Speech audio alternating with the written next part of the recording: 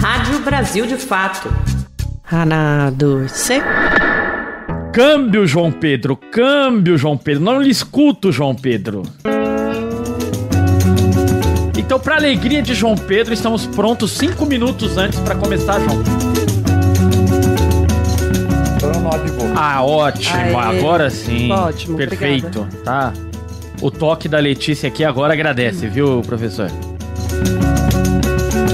Acho que os 40 anos inspiraram, João Pedro. Vamos celebrar aqui toda quarta-feira, que hoje ele está inspiradíssimo. Tá dando aula, o professor. Anotou, camarada Igor?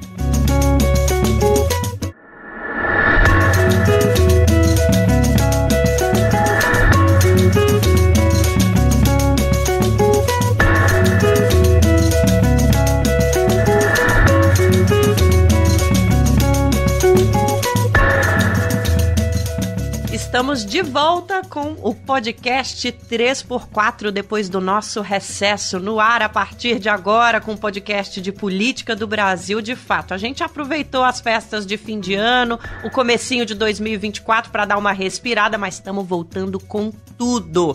Toda sexta-feira, um retrato dos principais assuntos da política brasileira e do mundo, aqui no Brasil de Fato. A gente segue, eu sou a Nara Lacerda, repórter do Brasil de Fato. Do meu lado tá o Igor Carvalho, nosso jornalista de política no BDF.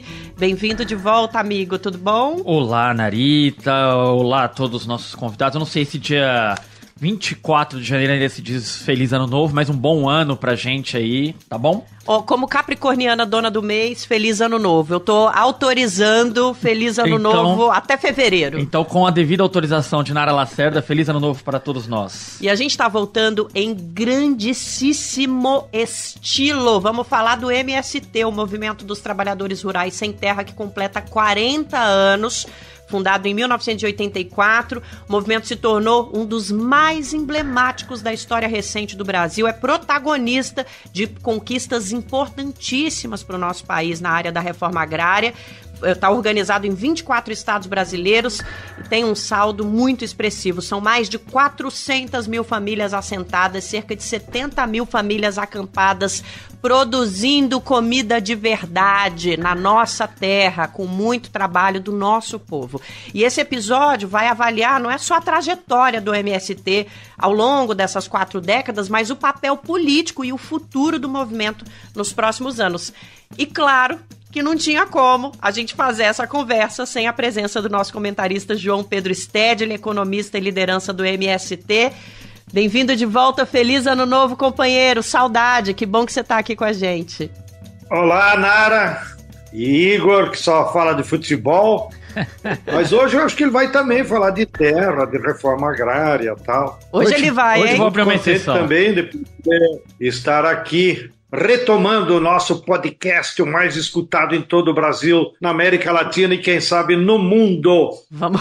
E espero que os nossos ouvintes depois pelo YouTube possam também nos acompanhar. E agradeço aí, antes que achem que fui eu que indiquei, agradeço a produção do programa, em ter convidado o professor Bernardo e ter pautado o tema dos 40 anos do MST. Pois é, não teve... Vai mais além de janeiro, nós celebraremos durante todo o ano. Assim que vocês dois vão ter que me aguentar, porque toda a sessão do podcast, e não se esqueça, nós estamos nos 40 anos do MST.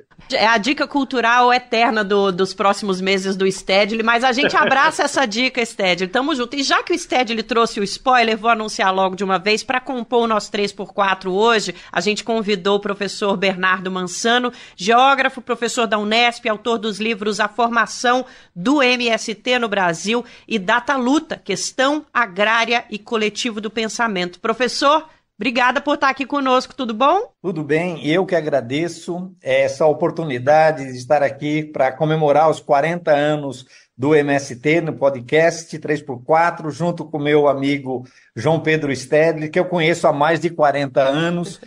Estar aqui nesse momento é um privilégio. Que programa bom, que episódio bom. Ô João Pedro, para muita gente, o MST é um movimento que luta pela reforma agrária. Ponto. Eu queria entender, para além disso, o que é, para você, para o João Pedro, o que é o MST? O MST ele é fruto da luta social no campo brasileiro durante todo o século XX. E ele foi se organizando depois e no meio da ditadura, quando começaram a soprar os ares da redemocratização do país. A classe trabalhadora perdeu o medo e, diante da crise daquela época, começou a se organizar, tanto na cidade como no campo. Então, o MST ele é resultado dessa indignação do povo camponês e da vontade política de se organizarem para resolver os seus problemas lá no interior. E nós tivemos o privilégio, quem sabe, de, na formação do MST, conhecer muitas das lideranças que tinham sido líderes dos outros movimentos camponeses que nos antecederam. Eu refiro às ligas camponesas do Nordeste, às ULTABs, a União de Lavradores e Trabalhadores do Brasil, que eram organizados pelo Partido Comunista. Lá na minha terra nós tínhamos tido o MASTER, Movimento dos Agricultores Sem Terra, organizado pelo PTB do Brizola. E tínhamos também outras experiências localizadas e mesmo de apoios das pastorais da Igreja Católica. Então, quando surge o MST com essa sigla e ele foi moldando o seu programa, os seus objetivos, ele já vem construindo a partir também das lições históricas dos outros movimentos que nos antecederam e que, infelizmente, haviam sido derrotados, destruídos, inclusive com muitos líderes assassinados, torturados, exilados, com a ditadura empresarial militar. E, evidentemente, que lá já na Constituição do nosso primeiro programa, que se construiu naquele histórico encontro de janeiro de 84, lá em Cascavel, é muito ruim celebrar uma data apenas num dia. Na verdade, nós vamos comemorar 40 anos durante todo o ano, né? Porque um movimento popular, ele não é feito por uma data, por um evento ou por algumas pessoas. Ele é um processo. Por isso que eu disse no início que o podcast vai ter que fazer referência o ano inteiro sobre essa efeméride. Mas, como eu dizia, quando nós constituímos o programa inicial, lá em janeiro de 84, já estava claro essa ideia de que os objetivos do movimento deveriam ser lutar por terra, para que as famílias pudessem ter trabalho, produzir alimentos e melhorar de vida, mas também lutar por reforma agrária, que é num sentido de um programa mais amplo para todos os sem terras do Brasil. E também, já em 84, incluímos lutar por uma sociedade justa, igualitária, onde todo brasileiro possa viver bem. Isso é mais ou menos a essência de como é que se constituiu. Câmbio, camarada Nara! O professor Bernardo, a gente quer conversar um pouquinho com o senhor também sobre toda essa história que o STED ele traz para a gente, essa trajetória, para entender melhor, na visão do senhor e a partir de tudo que o senhor estudou sobre o movimento, o que é que a gente pode considerar marco na história do MST? Conquistas, fatos determinantes para o movimento ser o que é hoje. E eu até faço um complemento, né? O que é o movimento hoje? Acredito que uma peça essencial na nossa luta pelo fortalecimento da democracia. Acho que o MST se coloca como essa peça, né? Mas o que é que a gente pode trazer, professor, de marcos da história do MST, fatos determinantes e conquistas para o que ele é hoje? Então, Nara, eu penso que a própria existência do MST é um indicador de democracia. Movimentos como o MST, movimentos contestatórios como o MST, que luta contra a desigualdade, que luta pela terra, pela reforma agrária, pela educação, pela saúde, pela comida saudável, esses movimentos só conseguem existir em um regime democrático. Então, a existência do movimento sem terra está associada à democracia. Ele nasce já no final da ditadura, ele tem um período de gestação que vai entre 1978, 79 até 1984, quando ele é fundado em Cascavel, como afirmou o João Pedro, e nesse processo ele vai se constituindo e se territorializando pelo Brasil, e aí nós temos diversos marcos, né, que vão dando a forma e o conteúdo do movimento dos trabalhadores rurais sem terra, né? Eu acho que a fundação do movimento sem terra é resultado de todo esse processo que se acumulou e que foi formando o MST em diversos estados. Um segundo marco que eu acho importante é quando, a partir do primeiro encontro ou do primeiro congresso, em 85, o MST decide ir para o Nordeste, depois para o Centro-Oeste, depois para o Norte, para se transformar em um movimento nacional. Ele é um movimento nacional, mas ainda não está em todos os estados do Brasil, mas é questão de tempo para isso acontecer. Então, essa luta que o Movimento Sem Terra faz, produzindo espaço através da ocupação da terra, transformando esse espaço em território, que é quando a terra vira reforma agrária, quando a terra é conquistada e a terra vira um assentamento, produzindo alimento, produzindo a educação, produzindo a saúde, gerando o trabalho, multiplicando todo esse processo. Ou seja, e isso sendo feito por um conjunto, por dezenas, centenas, milhares, centenas de milhares de pessoas, é um processo único. E por essa razão, o Movimento Sem Terra é tão admirado hoje no mundo todo. João Pedro, queria, se puder, dividir aqui com os nossos ouvintes a história, ainda sobre a fundação do MST, a história da ocupação da fazenda da área ali de Anoni, em Sarandi. O que você se recorda desse episódio? Nós fizemos uma entrevista com o Isaías Vedovato, que ali na região ainda reside. Ele contou um episódio, inclusive uma anedota engraçada. Ele falou que um dia antes dessa ocupação houve uma reunião informal numa festa ali em Ronda Alta. O que você lembra dessas histórias, João Pedro? Ô Igor, para que os nossos ouvintes tenham uma visão.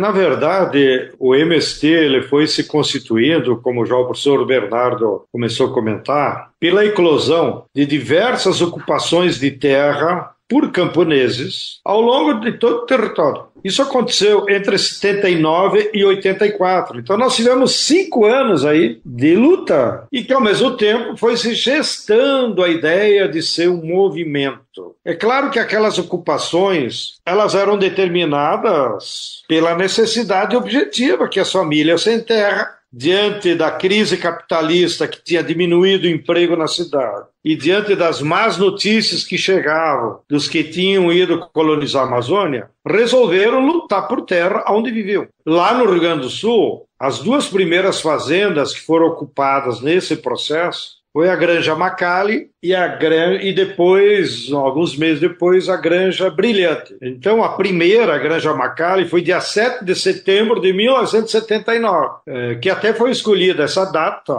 porque se imaginava que as forças da repressão, e lembre-se, nós estávamos ainda na ditadura, estavam envolvidas com os desfiles, com aquelas atividades. E sempre, depois dos desfiles, eles ganham 2, 3 dias de folga. Foi justamente isso que aconteceu. A polícia só apareceu lá na ocupação uma semana depois. E como nós tínhamos jornalistas amigos lá no Rio Grande, como vocês, assim, imediatamente eles repercutiram a notícia da ocupação que causou um pandemônio, né? Em plena ditadura, 200 famílias ocupam uma fazenda lá na região Sarandi. Então, os jornalistas amigos acabaram dando uma relevância muito grande, o fato ficou conhecido em todo o Estado, e isso serviu também como proteção, porque o governo do Estado, diante da repercussão na imprensa e na sociedade, não teve condições políticas de imediatamente ir lá e despejar. Então, na verdade, na semana depois, quando chegaram,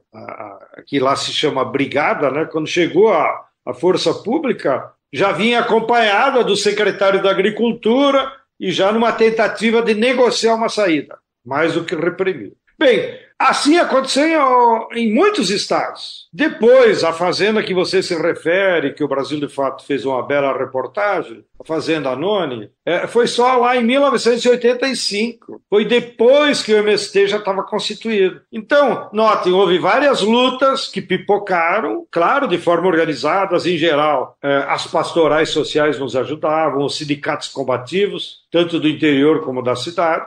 E aí, a novidade do encontro de Cascavel é que juntou todos os representantes dessas ocupações e lá, então, tomamos a decisão de se constituir como um movimento nacional e com esse nome. Porque mesmo lá no Rio Grande do Sul, a imprensa, agora de novo, vocês culpados, agora pelo outro lado, a imprensa burguesa, digamos, nos apelidou de os colonos sem terra. Os colonos sem terra.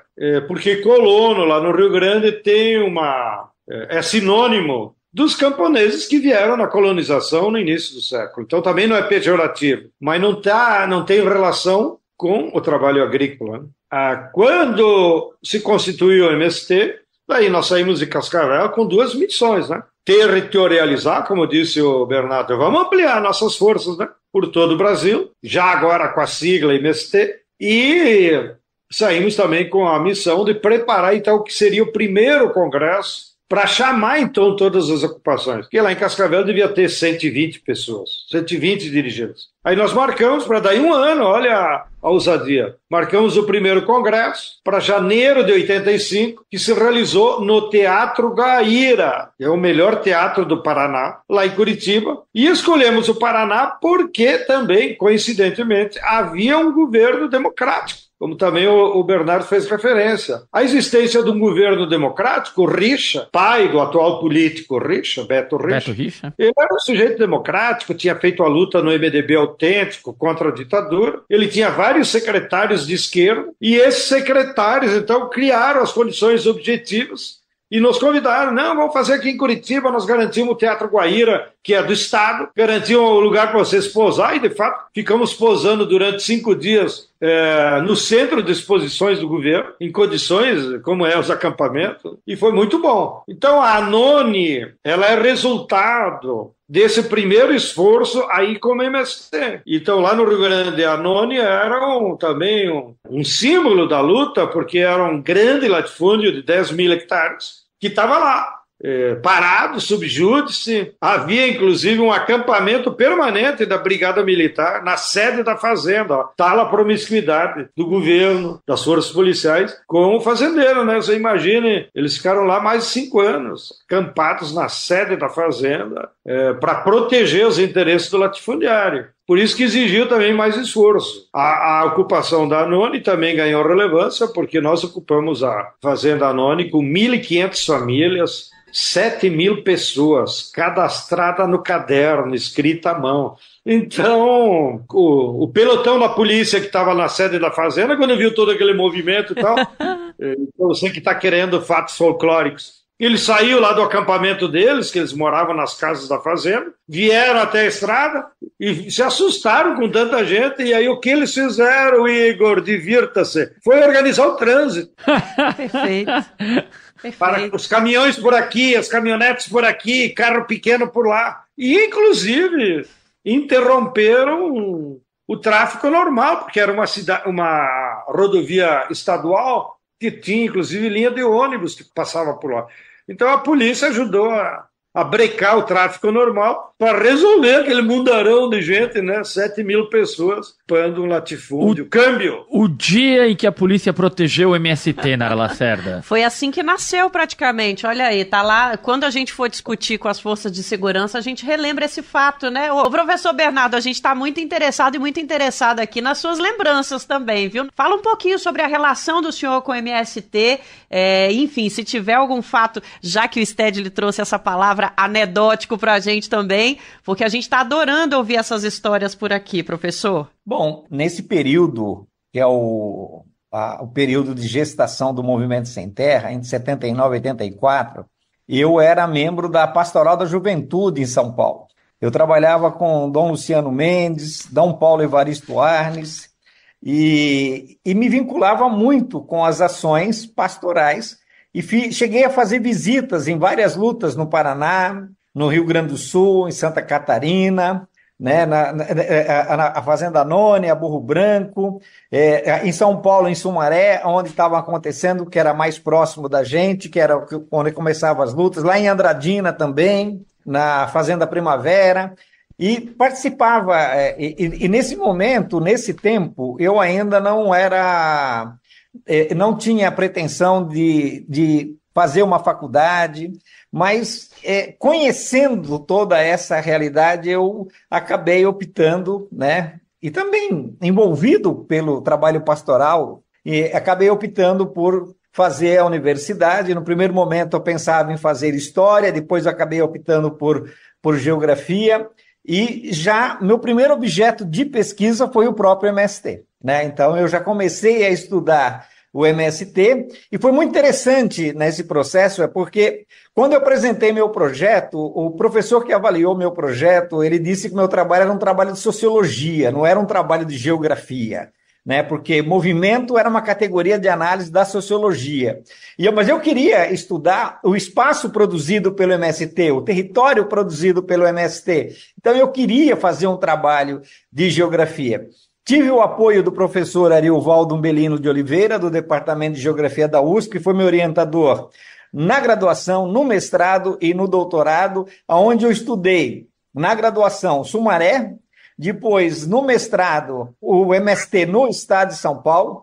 Me lembro até de uma assembleia, o encontro da direção nacional do MST, acho que em Piracicaba, se eu não me engano, quando eu pela primeira vez conheci os membros da direção nacional do MST, já estava fazendo meu mestrado, entrevistando as pessoas. Eu trabalho até hoje, né, com esse tema, e nós temos um programa de mestrado na Unesp, e agora estamos criando o doutorado junto com o MST. E é muito interessante que às vezes eu estou em sala de aula, como é seu nome? Tal. Você não é filho do João? Você não é filho da Maria? Então, eu já estou conhecendo os netos, né? Os filhos, os netos, das pessoas com quem a gente conviveu durante décadas, né? Aliás, esse é um outro fato curioso que eu queria destacar. Quando eu fiz, o João Pedro lembra, porque ele foi um das pessoas que me apoiou muito, né, na pesquisa sobre o meu doutorado, que eu viajei 88 mil quilômetros para fazer a minha tese de doutorado, de carro, né, durante 2 anos. Nesse período, quando eu entrevistava as pessoas, eu buscava recuperar a memória da luta. E agora eu estou com um projeto novo, porque eu estudei até 2000 o MST. Agora estou com um projeto novo para estudar até 2020 Por favor. o MST. E aí eu estou viajando, fui para Tocantins, que eu não tinha ido, porque quando eu fui fazer meu doutorado, Tocantins não existia, o MST não existia lá. Então agora eu estou fazendo Ceará, estou fazendo Pernambuco, estou fazendo Maranhão, e aí estou discutindo com várias pessoas, né, para recuperar esses 20 anos. Só que não é mais uma entrevista como aquela da década de 90. Agora eu faço uma pergunta, eles vão discutir teoricamente a questão agrária comigo. Os entrevistados e as entrevistadas têm um nível de conhecimento das lideranças do movimento, têm um nível de conhecimento que às vezes eu tenho que forçar a barra para buscar pela memória, porque eles querem discutir ciência. Isso é um fato que me chamou muito a atenção nesse processo. Que interessante. Se pudesse, a gente só falava disso, né, Igor? Exato. Lembranças. João Pedro, o MST, com o passar do tempo, se tornou naturalmente um antagonista ao agronegócio no Brasil. Porém, esse setor ele se modificou ali entre os anos 80, 90 para o que ele é hoje. Eles formam uma força importante dentro do Congresso Nacional, investem muito em publicidade, comunicação na televisão, nas redes sociais. Como o movimento amadureceu a relação com o agronegócio? O que distingue o agronegócio e a relação do movimento com esse setor das décadas de 80 e 90 para hoje? Bem, lá no início do movimento, em termos de concepção do movimento e da luta em si, nós fomos influenciados pela versão da luta pela reforma agrária de toda a América Latina, que nasceu na luta lá do México, com Emiliano Zapata. Aquela expressão terra para quem nela trabalha, em espanhol, é uma consigna do Emiliano Zapata, que sintetizava o programa dos camponeses mexicanos. Nós queremos terra para quem nela trabalha. Esse era o programa da reforma agrária deles, que eles chamaram lá como programa Plan Ayala. Então a nossa luta aqui teve essa influência, e nós lutávamos então por terra, e a nossa luta principal era contra o grande latifúndio, e latifúndio aqui como sinônimo de grande propriedade. E priorizávamos a ocupação desses latifúndios, claro, fazendo avaliação política da correlação de forças, percebendo quais eram os latifúndios que a própria sociedade local tinha raiva, percebia que eles eram improdutivos, que aquilo lá era um assinte, ter tanta terra e não utilizada. Porém, à medida que o movimento foi se desenvolvendo e o capitalismo também foi desenvolvendo suas forças produtivas na agricultura brasileira, nos últimos 20, 30 anos, agora, sob a égide de um capitalismo financeiro e das empresas transnacionais, que são as que controlam a agricultura brasileira, mudou o cenário da luta de classes no campo. E nós hoje, de uma maneira muito grosseira, na nossa opinião, nós temos 3 modelos de agricultura. O primeiro modelo é o latifúndio, agora não mais como aquele latifúndio clássico. Nós chamamos de latifúndio predador, como um modelo, ainda que financiado por grandes empresas, pelo capital financeiro, por multinacional. Mas essa forma de espoliar a natureza. Então, é aquele capital que vai lá na Amazônia, vai na fronteira agrícola e se apropria de terra pública, se apropria de terra indígena, se apropria de terra quilombola, que derruba mato. Então, é um modelo do capital que enriquece com a acumulação primitiva sobre os bens da natureza, que deveriam ser comuns. O segundo modelo do capital, que você se referiu, é o agronegócio.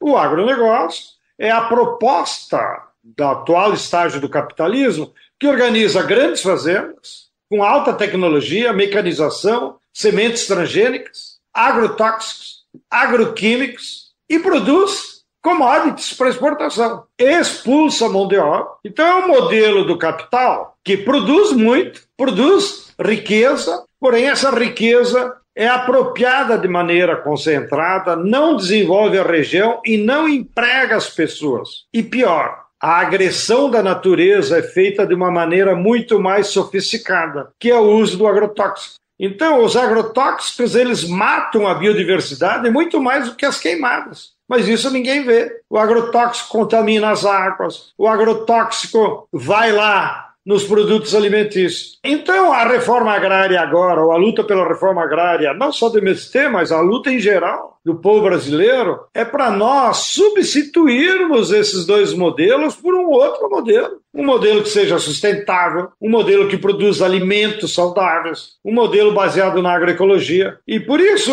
a luta pela reforma agrária é tão dura, porque agora não se trata mais de lutar contra um ou outro latifúndio, o governo vai lá, desapropria e pronto, resolveu o conflito. Agora, no cerne da luta de classes está a disputa. Qual é o modelo de agricultura que nós queremos para o futuro? Qual é o modelo de agricultura que atende às necessidades de toda a sociedade brasileira e não apenas dos camponeses pobres? E foi aí que nós construímos, então, um novo conceito que nós chamamos agora de reforma agrária popular, para se contrapor àquela ideia genérica da reforma agrária clássica, que era só desapropriar e entregar terra para pobres. Então, a reforma agrária popular, ela se baseia em outros paradigmas, cuja essência é essa: produzir alimentos para todo o povo brasileiro, produzir riqueza para todo o povo brasileiro e utilizar a agroecologia como uma forma de defender a natureza, preservar o meio ambiente e combater as mudanças climáticas. Anotou, camarada Igor? Câmbio, João Pedro. Excelente, espetacular. Acho que os 40 anos inspiraram. O João Pedro tá inspiradíssimo. Tá dando aula.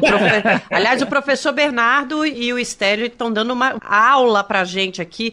É impressionante como 40 anos parece uma coisa distante do nosso tempo, mas quando a gente começa a falar sobre esses 40 anos, a gente vê que a gente luta contra as mesmas questões, mas com elementos diferentes, né?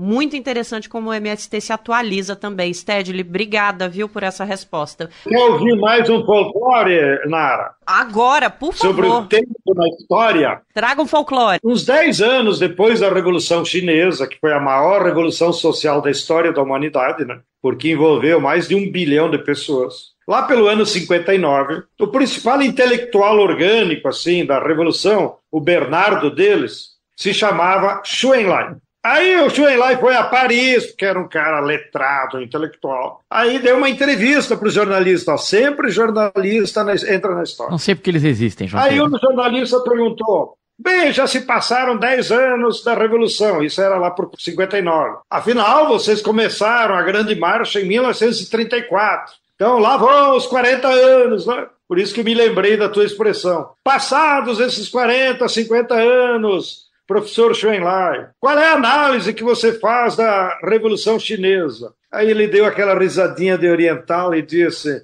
camaradas, nós ainda não conseguimos digerir quais são as lições da Revolução Chinesa. Nós ainda estamos procurando interpretar quais foram as lições da Revolução Francesa de 1789.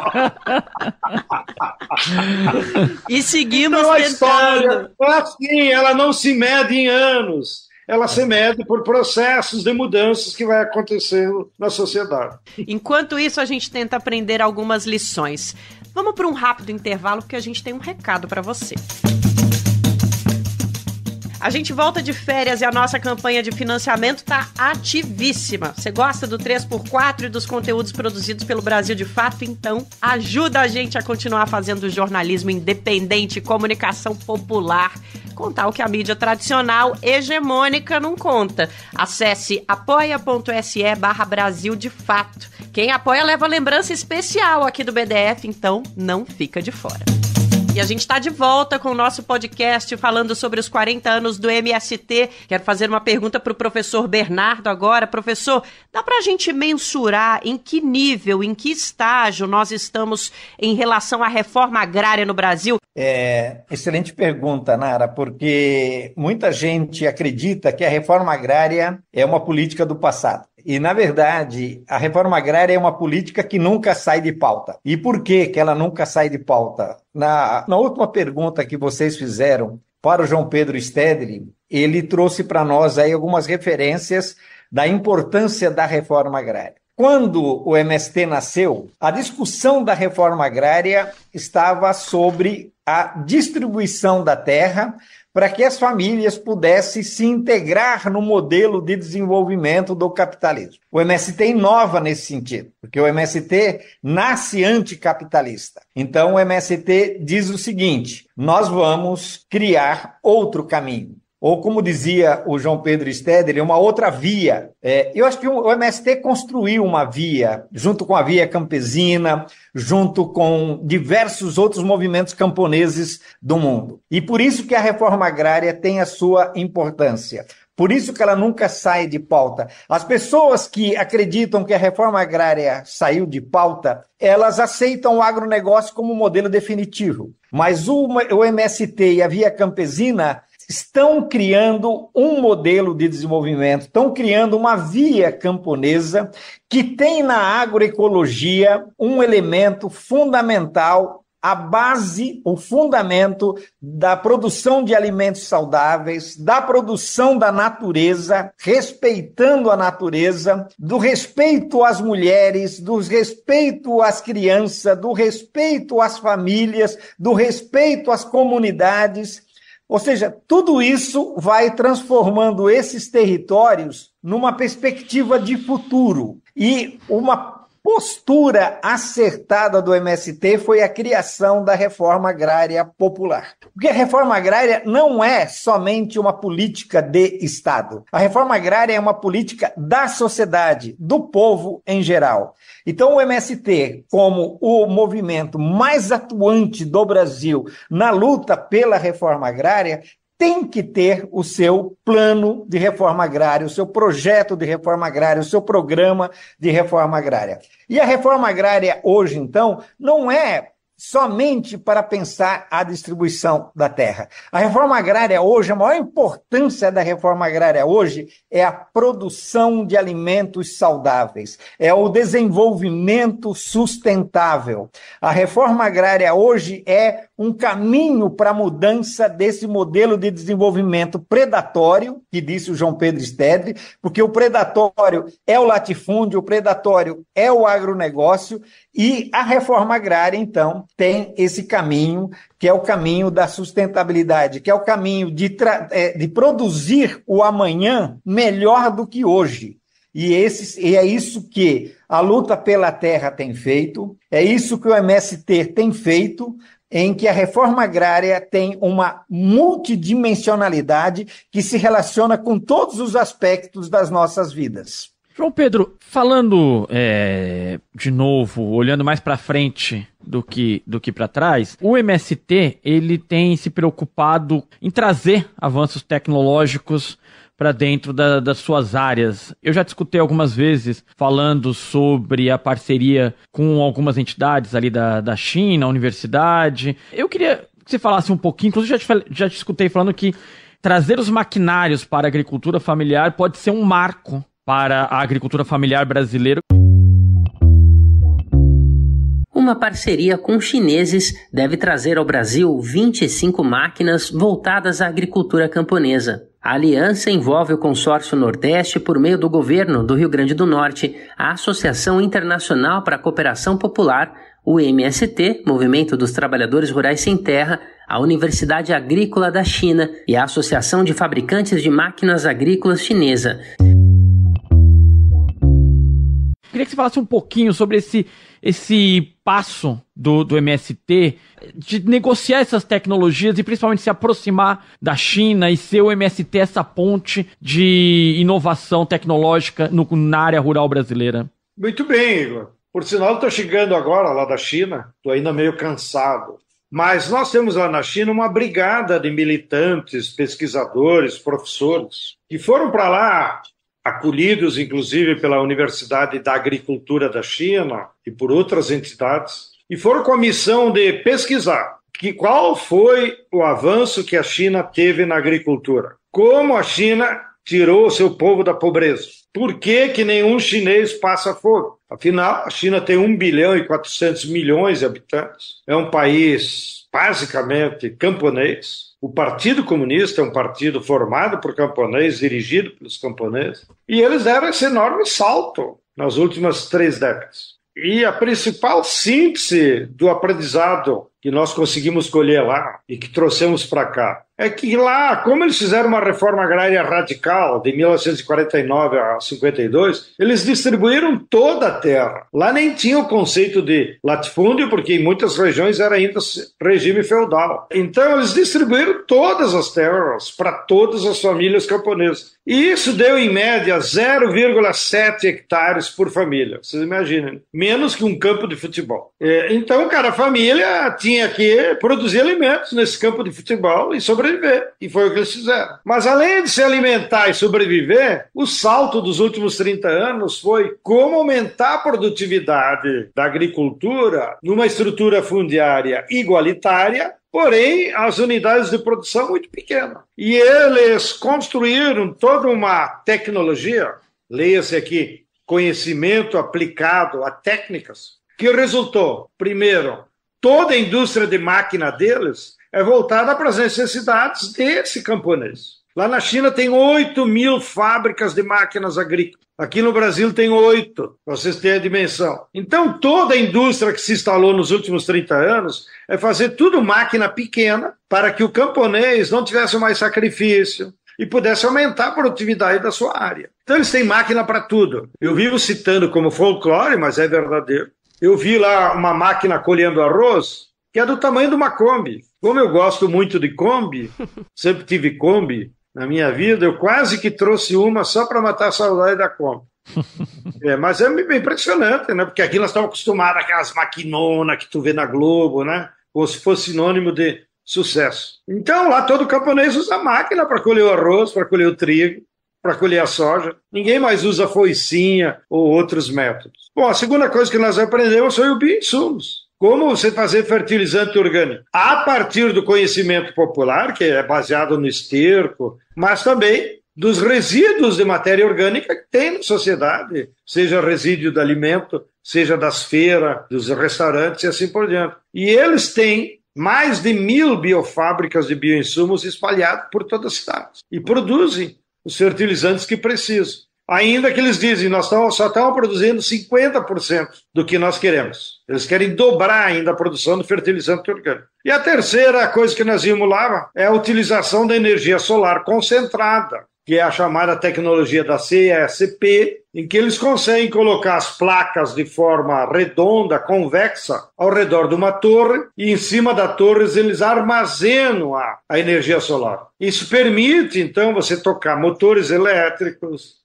Isso permite você substituir, por exemplo, aqui no Brasil, as caldeiras que nós temos nas agroindústrias que usam lenha para poder pasteurizar o leite, pasteurizar o suco, etc. e tal. Tendo conhecimento dessa tecnologia e à disposição do governo chinês em repassar, e não só vender, nós estamos construindo, então, agora o próximo passo, que é como trazer essas fábricas aqui para o Brasil, para desenvolver a indústria, para dar emprego, para desenvolver. E essas 3 áreas, bioinsumos, máquinas e energia solar, são fundamentais para viabilizar o que nós defendemos, que é a agroecologia massiva. E uma coisa é tu fazer agroecologia em 1 hectare, 2 hectares. Outra coisa é em 100 hectares, em 1.000 hectares, que nós não conseguimos fazer aqui. Então agora nós estamos empenhados nesse esforço, dessa parceria. Já aproveito também em primeira mão. Gostamos disso, João Pedro. Comentar com os nossos ouvintes, no próximo dia 2, sexta-feira que vem, nós estaremos recebendo formalmente 33 máquinas para camponeses, que o governo da China está nos doando de máquinas que nós selecionamos lá, junto com o consórcio do Nordeste. Essas máquinas serão entregues lá para a Secretaria da Agricultura do Rio Grande do Norte e serão transferidas para camponeses testarem nos próximos meses. Para passo seguinte, nós perceber quais são as máquinas que se adaptam, quais são as que não dão certo. E aí, a partir desse acompanhamento técnico, selecionar quais máquinas nós teríamos interesse, então, de fazer fábricas, seja no Nordeste, seja aqui em São Paulo. Então, esse é o estágio que nós estamos. No bioinsumos, está um pouquinho mais avançado. Nós estamos em diálogo lá com a Universidade da Agricultura da China e fizemos uma parceria que envolve a Prefeitura de São Leopoldo, no Rio Grande do Sul, e nós vamos então construir a primeira biofábrica ainda esse ano, lá em São Leopoldo, para aproveitar os resíduos da cidade, toda a matéria orgânica que tenha, seja das famílias, seja dos restaurantes, seja os resíduos da Ceasa, lá de Porto Alegre. E o nosso objetivo é então produzir fertilizante orgânico que nós vamos usar no arroz agroecológico, que todos nós estamos aqui, nos alimentamos sempre. João Pedro, o MST passou a disputar em bloco em alguns estados campanhas eleitorais. Isso deve ser uma tendência daqui para frente? Como o movimento está se preparando para esse ano? Desde o início do movimento, nós sempre participamos das eleições. O povo brasileiro participa. E nós sempre adotamos uma orientação que é decidida lá na base. Procure os melhores candidatos, evidentemente de partidos de esquerda, de partidos que apoiam a reforma agrária, de pessoas e candidatos que se identificam com a reforma agrária. Claro, quando é eleição nacional, como o caso do Lula, na última eleição, aí é mais do que reforma agrária, aí era uma luta contra os fascistas. O MST está fazendo uma coisa extraordinária, está cuidando de produzir. Não sei se você sabe, o MST hoje tem várias cooperativas. O MST é o maior produtor de arroz orgânico do Brasil. Você tem que visitar uma cooperativa do MST, Renata, você vai ver que aquele MST de 30 anos atrás não existe mais. Agora, o Bolsonaro está ganhando alguns fazendeiros porque está liberando armas. Sabe? Tem gente que acha que é bom ter arma em casa, que acha que é bom matar alguém, não. O que nós queremos é pacificar esse país. Porque, para mim, o pequeno produtor rural, o médio produtor rural tem que viver pacificamente com o grande negócio. O Brasil tem possibilidade de ter os dois. Aí toda a nossa militância se envolveu para eleger o Lula e derrotar o bolsonarismo. Agora, nas eleições municipais vai ser natural. Todos os assentamentos vão se envolver, certamente haverão muitos candidatos a vereador, a prefeito, que são assentados. Faz parte da democracia, da luta política, e nós esperamos que muitos identificados com a reforma agrária e com a solução dos problemas locais se elejam, porque também, como disse o Bernardo, a luta pela reforma agrária é de toda a sociedade e de todos os espaços institucionais. É importante que a universidade se envolva como ele se envolveu a vida inteira. É importante que uma prefeitura se envolva. Enfim, acabei de dar um exemplo. A Prefeitura de São Leopoldo nos ajudando a construir uma biofábrica, que é para resolver o problema deles e nosso. Então eu acho que a participação na próxima eleição vai ser até natural, eu diria, nesse processo democrático. Câmbio. Ô Stedley, eu estava esperando o lead da minha matéria aqui. Quantos candidatos, em que cidades, onde o MST vai estar disputando. Mas não custa ter esperança, hein, Stedley, ô companheiro. Professor, me chamou muito a atenção nas conversas que a gente teve com o senhor até agora aqui no nosso podcast, 2 pontos. Uma diversidade de pensamento do MST atual, dos jovens dessa nova geração, mas também quando o senhor fala que o MST não trata mais só de luta pela terra, né? E a gente aqui até relacionou algumas lutas e alguns debates com as quais o movimento contribui muito, né? A luta contra o racismo, contra o preconceito sobre a população LGBT, reforma tributária, economia, segurança alimentar, saúde, educação. O MST está em tudo, né, professor? Isso, na opinião do senhor, demonstra o enorme potencial que o movimento tem de contribuição para a nossa democracia? Eu sei que é uma pergunta afirmativa, mas numa celebração de 40 anos é quase impossível não fazer essa pergunta, né, professor?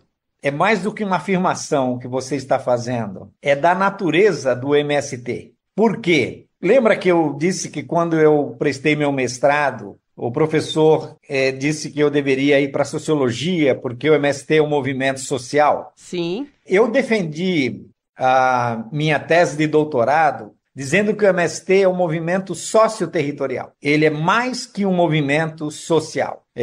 O que significa? Se nós entendermos que o MST luta pela terra, nós ficamos numa dimensão das lutas do MST. O MST luta pelo território. E a terra é uma dimensão do território. O território contém todas as dimensões do desenvolvimento. Então, ele contém a comida, ele contém os sonhos, ele contém a educação, ele contém a saúde. Todas essas dimensões estão contidas. Por isso, eu agora, dia 21 de fevereiro, vou fazer o meu exame de professor titular da Unesp. E o tema da minha aula é a teoria dos movimentos socioterritoriais, onde eu tento exatamente mostrar isso, porque o MST foi o meu melhor laboratório na minha pesquisa. Eu estudo vários movimentos socioterritoriais, mas o MST é o mais completo que existe. Então, quando a gente vê o MST discutir tecnologia, como o João Pedro acabou de falar agora, quando a gente vê que o MST discute todos os temas, né, participa das eleições, inclusive algumas pessoas dizem, o que é o MST? Ele é muito mais que um movimento, né? O MST é um híbrido. É um híbrido de uma instituição que ainda não existe, que talvez venha a existir no futuro. Ele representa um território onde ele consegue transformar a realidade e produzir a existência sempre qualificando. Por isso que eu, quando conheci pessoas de 40 anos atrás, da origem do MST, e vejo essas pessoas hoje, elas estão numa condição muito melhor, muito superior àquelas que a gente conheceu na década de 70, 80, 90, onde nós vivíamos uma situação de miséria terrível. E hoje, quando você vai nos assentamentos, quando você vai em todos os territórios, você vê o quanto que essas pessoas são importantes para garantir a soberania alimentar do Brasil. Professor, para a gente encerrar a nossa conversa hoje, eu quero trazer esse olhar que ao mesmo tempo é externo e interno que o senhor traz, ao mesmo tempo é acadêmico e da experiência que o senhor traz. Fazer uma pergunta bem direta, não sei se vou colocá-lo numa saia justa, mas gostaria, a gente quer incentivar que vocês tragam do fundo do coração a experiência de alma. Qual é a cara do MST hoje, 40 anos depois da fundação, na opinião do senhor? A cara do MST está expressa nas fotografias, está expressa nas paisagens que a gente vê sobre os territórios. A cara do MST é a cara da diversidade, é a cara da inclusão. A cara do MST é a cara da participação, da transformação, da superação. Essa é a cara do MST. Ou seja, de todas as instituições que eu conheço, a instituição que tem mais promovido mudanças é o MST. Os partidos não conseguem fazer isso nessa velocidade, né? As igrejas não conseguem fazer, as empresas não conseguem fazer. A gente vê, quando você acompanha, por exemplo, uma ocupação de terra, em que você encontra as famílias naquela condição, e hoje, quando você visita os assentamentos, Essas pessoas continuam pobres, mas muito melhor do que elas viviam. Elas têm moradia, elas têm trabalho, elas têm comida, elas têm educação, elas têm saúde, e elas têm tudo isso por uma única razão, porque elas têm território, que é onde elas se realizam. Essa é a minha perspectiva, Nara. Excelente maneira da gente finalizar essa reflexão. Chegou aquele momento, as dicas culturais do podcast 3x4 com a gente aqui na nossa bancada, mas também com as dicas culturais muito mais interessantes que as nossas, provavelmente, dos nossos convidados. Então vamos lá, vamos começar pelo professor Bernardo. O que o senhor trouxe de dica cultural, recomendação de arte e cultura para a gente hoje, professor? Duas sugestões, uma de um filme e uma de um livro.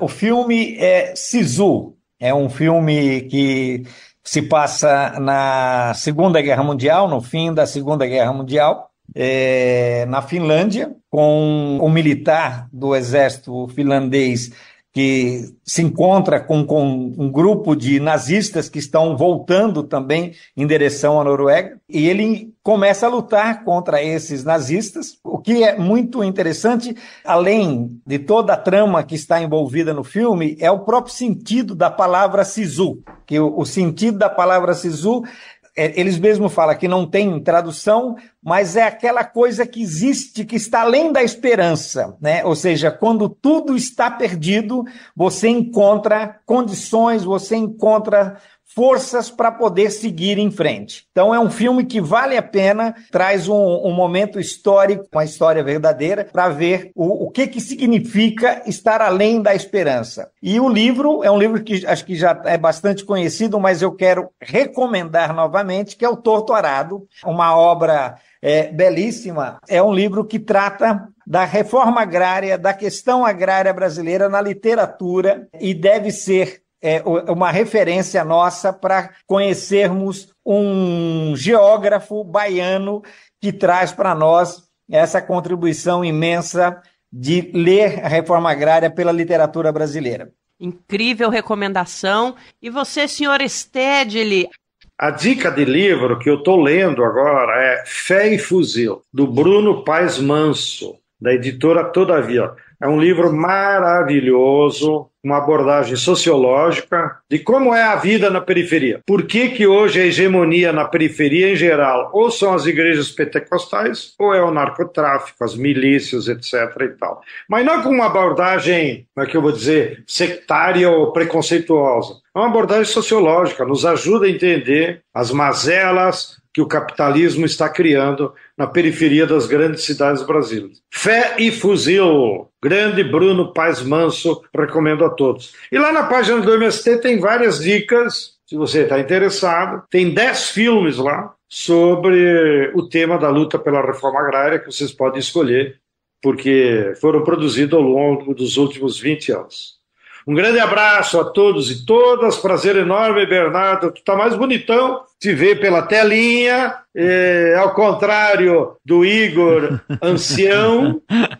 Que absurdo, meu já tá Deus querendo do se céu. aposentar do Brasil de fato, mas em contraposição da minha querida Nara Lacerda. Por serviços prestados. E o melhor podcast do Brasil. Igor Carvalho, você tem uma dica boa pra gente hoje. Eu trouxe aqui pra gente, a minha indicação é o filme Chão, da diretora Camila Freitas.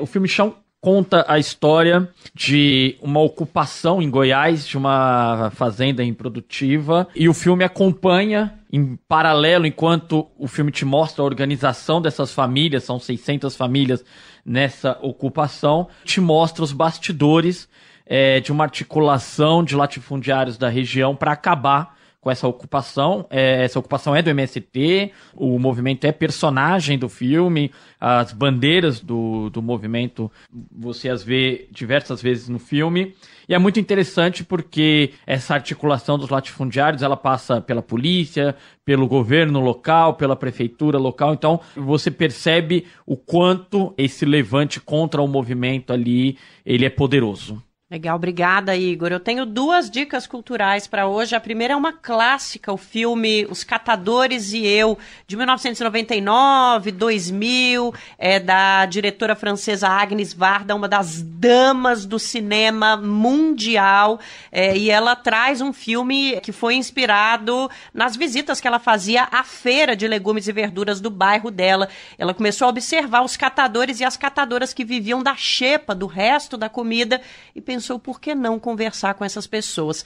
A partir daí, com uma gênia do cinema dirigindo e toda essa miscelânea de população e de diversidade nas entrevistas, vocês podem imaginar o que saiu, né? Um filmaço que venceu vários prêmios aí pelo mundo e que fala sobre desigualdade, fala sobre produção de comida, fala sobre segurança alimentar e lembra a gente que esse tipo de desigualdade não é exclusiva da América Latina, não é exclusiva do Sul Global e muito menos do Brasil. E também puxando a sardinha para o nosso lado aqui, Igor, nesta semana estreou uma nova novela das 9, Renascer, que fala sobre a indústria do cacau e fala sobre um ponto polêmico da nossa história, que é a chegada da vassoura de bruxa no território baiano, que até hoje a gente não entende muito bem o que foi que aconteceu.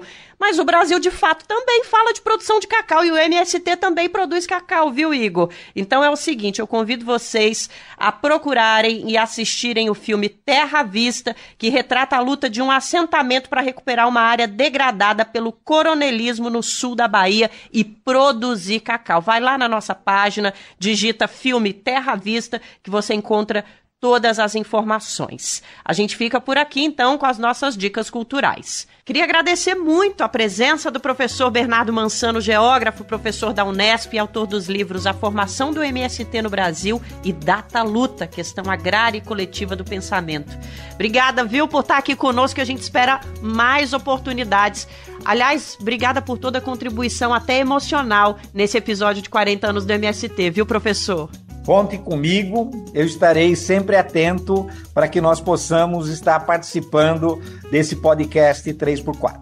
Valeu, Igor Carvalho. Valeu, Nara. Obrigado, professor. Obrigado, João Pedro. Grande abraço a todos e todas. Abraço. Grande abraço. Obrigada, Stedley. Saudade de ter você aqui no estúdio. Um abraço em todos e boa semana.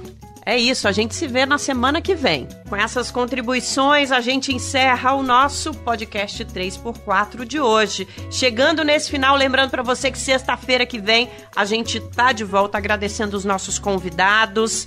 E lembrando que se você tem um recado para o 3x4, nosso e-mail é 3x4@brasildefato.com.br e as nossas redes sociais estão abertíssimas para a sua opinião. O 3x4 é apresentado por mim, Nara Lacerda, e pelo meu companheiro de redação, Igor Carvalho. Os nossos comentaristas são João Pedro Stedley e José Genuíno. A direção é de Camila Salmásio, na produção e no roteiro, Letícia Holanda, trilha sonora original de Alejandra Luciani, edição e sonorização, Lua Gattinone. Nosso cinegrafista é o Vitor Shimomura e a identidade visual é de Nazura Santos. No Brasil de Fato, a coordenação de rádio e TV é da Monize Ravena e a direção de jornalismo é da Nina Fidelis. Anion, até semana que vem.